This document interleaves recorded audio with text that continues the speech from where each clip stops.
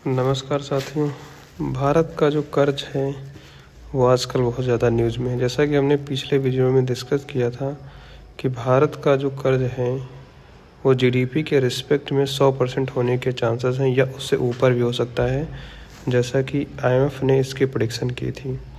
अब इसके रिस्पेक्ट में गवर्नमेंट ऑफ इंडिया ने अपना बयान दिया है कि जो आईएमएफ ने अपना बयान दिया है, इस बयान के रिस्पेक्ट में उसने कहा है कि ये वर्स्ट केस सिनेरियो में हो सकता है, यानी कि जब बहुत ही बुरी कंडीशन आएगी तब ऐसा हो सकता है कि भारत का जीडीपी के रिस्पेक्ट में जो डेट है वो 100% क्रॉस करे। अदरवाइज़ ऐसा होना पॉसिबल नहीं है।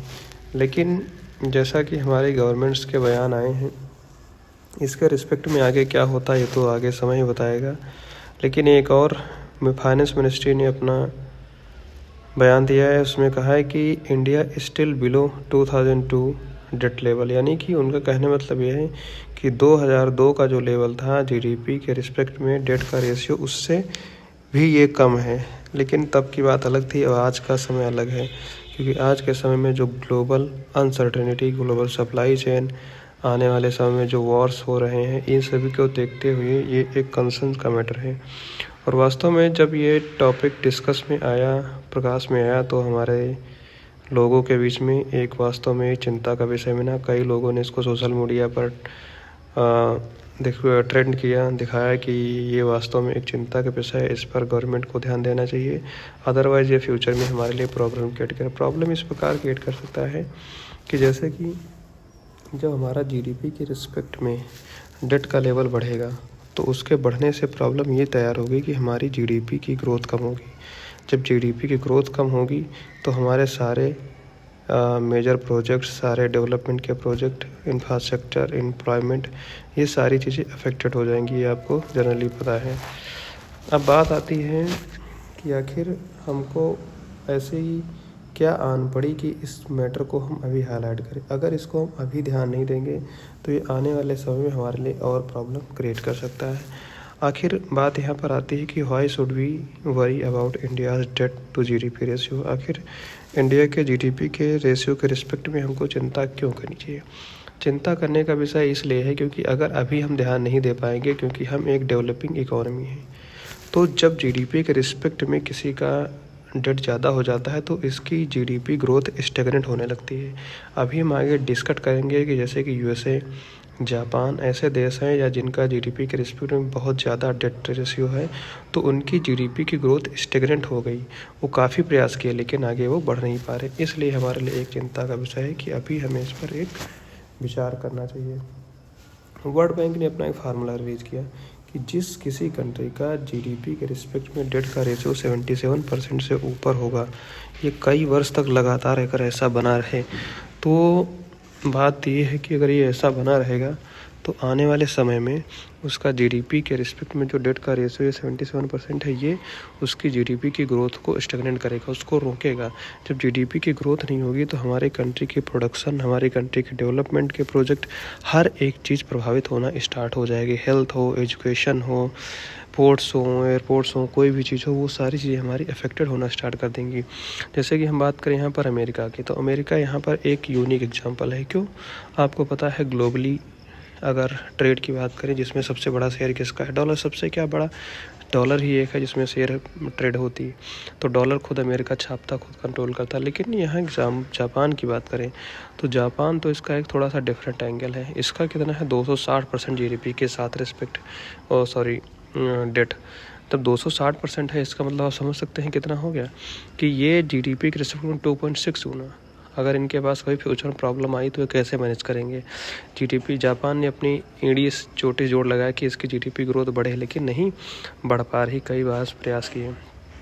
इसलिए आगे हम देखेंगे कि इंडिया का जो डेट है जीडीपी के रिस्पेक्ट में 2021 में क्या था, 2023 में क्या है, जो गवर्नमेंट इसको कोट करती है कि 2021 में इसका 88% था। 88% होने की वजह यह थी क्योंकि उस टाइम हमारा कोविड था, तो हमें फाइनेंस की ज़रूरत पड़ी, पैसे की ज़रूरत पड़ी, जैसे कि मेडिकल के लिए, कोविड के लिए, मास्क, सैनिटाइज़र, हेल्थ इंफ्रास्ट्रक्चर के लिए। तब हमें ज़रूरत पड़ी तो हम पैसा बाहर से लिए, लेकिन ये 2023 में कम हुआ, तो गवर्नमेंट इसको कोट करती है कि आने वाले समय में मैं इसको और कम कर सकता हूँ। आगे जैसा कि हम अभी देखेंगे नेक्स्ट स्लाइड में क्या है कि क्यों ऐसी वजह रही कि जापान और अमेरिका की इकॉनमी अभी भी स्लो है, क्योंकि जिस रिस्पेक्ट उनको ग्रो करना चाहिए वो रिस्पेक्ट नहीं ग्रो कर पा रही। तो इस बात से ये साबित हो रहा है कि कहीं ना कहीं जो वर्ल्ड बैंक का हमारा जो फार्मूला है, IMF का फार्मूला है, वो कहीं ना कहीं अप्लाई होता है इसके ऊपर। कि जापान की अगर ग्रोथ की बात करें किस वजह से प्रभावित हो रही, पहली बात तो डेमोग्राफिक प्रॉब्लम्स, क्योंकि वहाँ की पॉपुलेशन जो है वो शादी नहीं करना चाहती, धीरे धीरे बूढ़ी होती चली जा रही। बाहर के लोग जाते हैं तो उनके लिए प्रॉब्लम क्रिएट हो रही, क्योंकि अभी एक प्रोटेस्ट यहाँ हुआ था कि अगर बाहर के लोग आएंगे तो धीरे धीरे जापान को ऑक्यूपाई न कर लें, क्योंकि वहाँ पर उनकी पॉपुलेशन ज़्यादा हो जाएगी तो उनका शेयर ज़्यादा। अगला पॉइंट यहाँ पर है डिफ्लेशन, वो भी कंटिन्यूसली यहाँ पर इम्पैक्ट कर रहा है। Lack of innovation, rigid labour market, ठीक है, इनोवेशन के मामले में जापान उतना अच्छा नहीं रहा जितना था। और लेबर मार्केट के बारे में बात करें तो वो भी उसके लिए इन्होंने रूल काफ़ी टाइट कर दिए हैं, जो कि इनके लिए प्रॉब्लम का विषय है। अमेरिका की बात करें तो जियोपॉलिटिकल टर्मोइल खुद में डैमेज हो गया। इन्फ्लेशरी प्रेशर वो भी इनके यहाँ बढ़ते चले जा रहे हैं। डोमेस्टिक चैलेंजेस क्या हैं, टाइटनिंग मॉनेटरी पॉलिसी बढ़ा दे रहे हैं, रेपो रेट्स बढ़ा दे रहे हैं, क्योंकि फेडरल रिजर्व इनके यहाँ का जो है, जैसे हमारे RBI है, तो ये रेट बढ़ा देता है, जिसकी वजह से वहाँ के लोग जो इंडस्ट्रीज़ के पीपल हैं वो अपना पैसा नहीं उठा पाते हैं कम इंटरेस्ट पर। लेबर मार्केट वो भी शॉर्टेज प्रॉब्लम। पॉलिटिकल अनसर्टेनिटी, वो तो आपको पता है कि वहाँ क्या कंडीशन 2024 का चुनाव आ रहा है। इसके पहले जब डोनाल्ड ट्रंप और इनके बीच में इलेक्शन हुआ जो बाइडन के, तब क्या हालत रही, पूरा कैपिटल हिल पे अटैक कर दिया लोगों ने। डेमोक्रेसी के लिए वास्तव में बहुत बुरा साइन था। फिर लॉन्ग टर्म ट्रेंड्स क्या होंगे, डेमोग्राफिक्स, वो भी अमेरिका का आने वाले टाइम में एजिंग पॉपुलेशन हो रही, क्योंकि सेम कंडीशन जो जापान की हो रही वैसी इसकी होती चली जा रही। अगली हम बात करें कि आखिर ऐसी क्या वजह है जिसकी वजह से हमारा GDP के रिस्पेक्ट में डेट बढ़ा। इसका पहला फैक्टर अगर हम बात करें तो वो है रसिया यूक्रेन इम्पैक्ट, यानी कि रसिया यूक्रेन वॉर का इम्पैक्ट। क्योंकि रसिया और यूक्रेन की वॉर की वजह से जो ऑयल का प्राइस था वो कितना हो गया, 130 बैरल पर डॉलर, यानी कि 130 डॉलर का एक बैरल हमको ऑयल मिलेगा। ये हम पहले कितना करते, 60 से 70, यानी कि करीब करीब 80 से 90 बिलियन डॉलर का जो खर्चा है वो एक्स्ट्रा भारत के बजट के ऊपर पड़ा, जो कि वास्तव में एक चिंतनीय विषय है। 80 से 90 बिलियन डॉलर एक बहुत बड़ी अमाउंट होती है। अगले हम फैक्टर्स की बात करेंगे, वो कौन कौन से इवेंट हैं जिनकी वजह से ये चीज़ें क्रिएट होती चली जा रही हैं। इसका इम्पैक्ट भारत पर ही नहीं बल्कि अन्य देशों पर भी पड़ रहा है। जैसे कि हम बात करें रसिया यूक्रेन वॉर, ये तो इम्पैक्ट है जिसकी वजह से ग्लोबल सप्लाई चेन डिसरप्ट हो रही।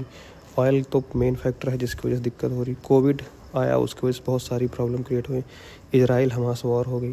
क्लाइमेट चेंज कंटिन्यूसली, कहीं बाढ़ आ जा रही, कहीं पर लैंडस्लाइड हो रही, और जो ग्लेशियर्स हो रहे हैं कंटिन्यूसली पिघल रहे हैं।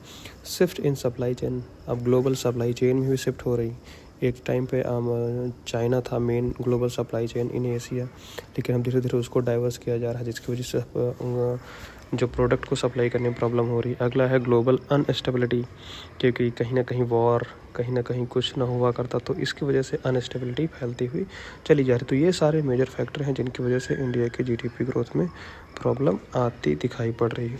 अब हम कंपेयर करेंगे यहाँ पर कि चाइना और इंडिया के GDP का डेट रेशियो को लोग कंपेयर करते हैं। जैसे गवर्नमेंट ने कोट किया कि चाइना के जो GDP है उसका 279% डेट है, लेकिन ये कभी कभी कुछ लोग मानते हैं, कुछ लोग नहीं मानते हैं कि ऐसा है या नहीं है, क्लियर नहीं है, क्योंकि कई जगह इसकी ट्रांसपेरेंसी नहीं है। कुछ लोग इसको कोट करते हैं कि 30 से 40% है, लेकिन जैसे कि आप ब्लूमबर्ग आर्टिकल देख सकते हो, उसने कहा कि 2.5% के ऊपर इसका GDP के रिस्पेक्ट में डेट है।